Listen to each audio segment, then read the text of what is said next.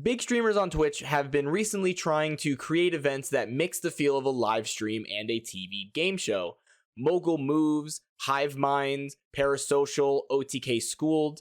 All of these shows aren't necessarily bad per se. I mean, honestly, they're very, very good, and a lot of times they're the most popular events that these streamers are putting on a monthly basis.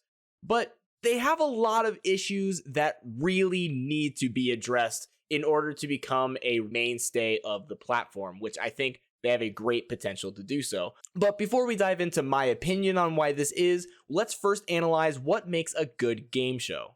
Now, I say the good game shows because when I say those words, you probably already have a couple in mind. Things like Jeopardy and Wheel of Fortune and Survivor. These shows have been on the air for decades and decades, and yet they never try to change up the formula or try and make it more interesting.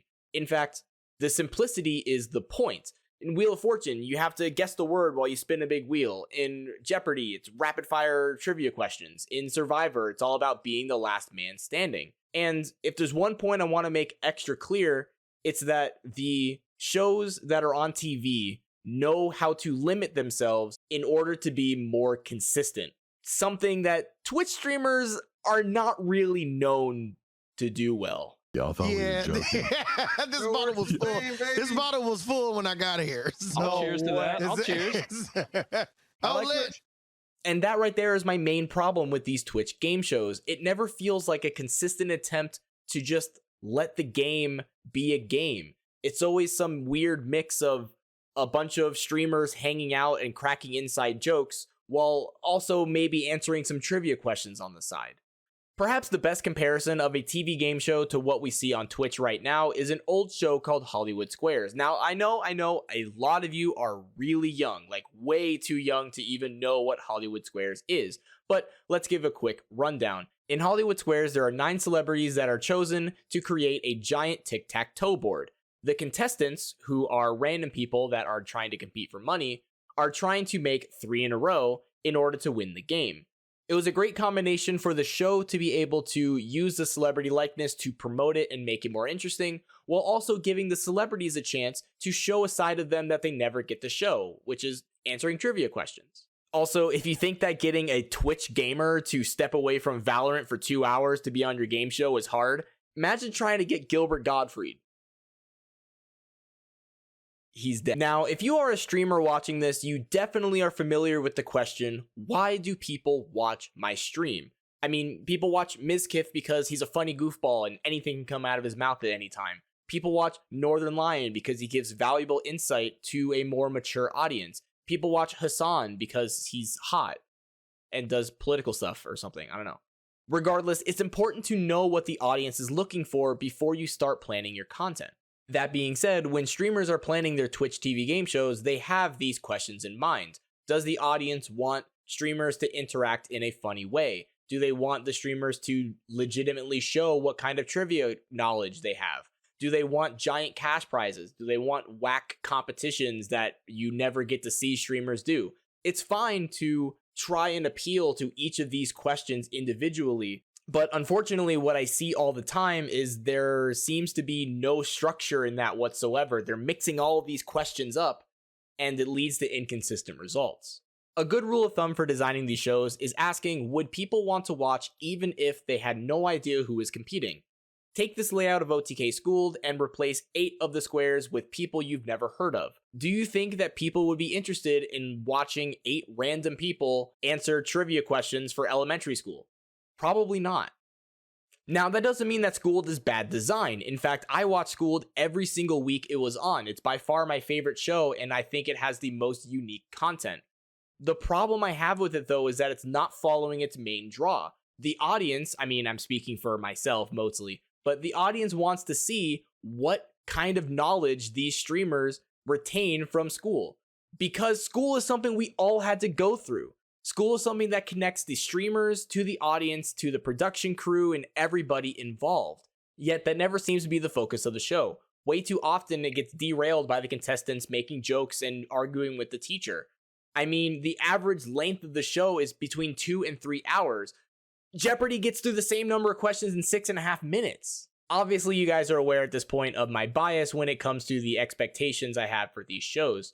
I should mention that the ideas I express in this video are completely my own, and if you disagree, that's perfectly fine. I'm probably the minority of people who think this way. Maybe I'm the one who's out of touch.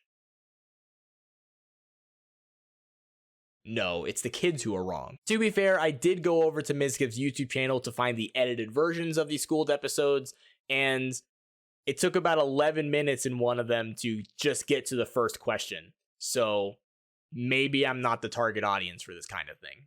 Now, I wouldn't be able to make a video about this without, of course, bringing up cheating.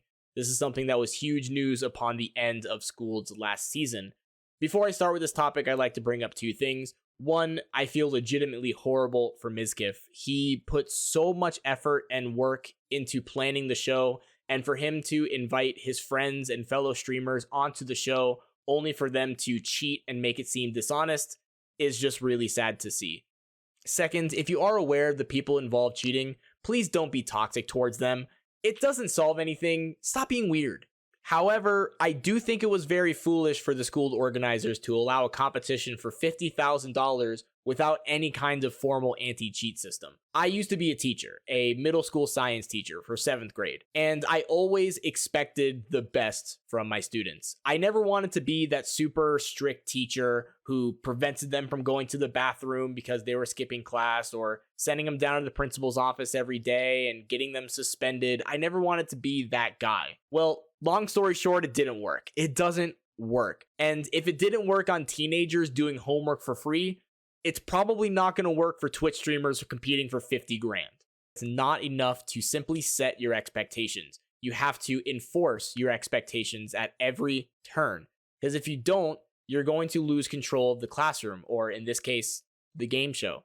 I also understand that it's almost impossible to get streamers to do anything. I mean, showing up on time for a silly trivia game show is almost impossible already, and never mind if they have to also download a software in order to prevent cheating. What you're going to end up with is they're going to show up probably 15 minutes late and then say, oh, I didn't download the software, how do you set it up? And then it's going to take another 30 minutes for them to set it up, and it's going to derail the whole show even more than the show's already derailed. But you have to have something, and it doesn't really take much. It would be so easy for anybody to set this up. Here, watch. I'm just gonna grab some random stuff. There you go, anti-cheat.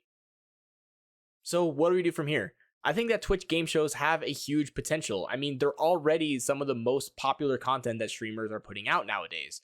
It's just that when you're running these game shows, let the game come first. I don't want to see these things come into just an excuse for 8 people to hang out on screen together. Anyway, thank you for watching the video. I appreciate all the support I've been getting lately, and if this is your first time on the channel, then please feel free to subscribe, especially if you like speedrun content. This is kind of not really the type of video I'm known for, but I may make more videos like this in the future. Until next time, stay beautiful.